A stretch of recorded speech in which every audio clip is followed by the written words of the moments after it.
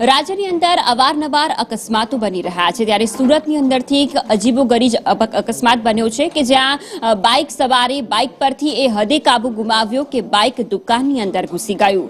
સુરતના CCTV footage પણ સામે આવ્યા છે કિમની અંદર કે જ્યાં બાઇક દુકાનની અંદર ઘૂસે છે તે સમગ્ર ઘટના સીસીટીવીમાં કેદ થાય છે। મેઇન બજારમાં આ દુકાન આવેલી છે એટલે કે મોટી સંખ્યામાં આ વિસ્તારની અંદર રાહદારીઓ વાહન ચાલકોની અવરજવર પણ રહેતી હોય છે અને તેવામાં જ આ બાઇક ચાલક એ હદે કાબુ ગુમાવે છે કે દુકાનની અંદર બાઇક ઘૂસી જાય છે। સંવાદદાતા નિલેશ પાસેથી વિગતો લઈશું। નિલેશ, આ ઘટનામાં કોઈ જાનહાનિ ખરી કે નહીં?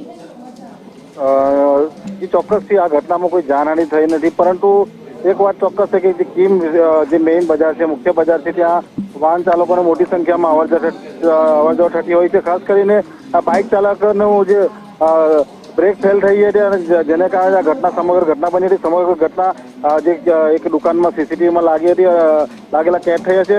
ખાસ કરીને જો વાત કરીએ હાલ તો સમગ્ર મામલે પોલીસે વધુ તપાસ હાથ ધરી છે। જી આભાર નિલેશ તમામ વિગતો બદલ।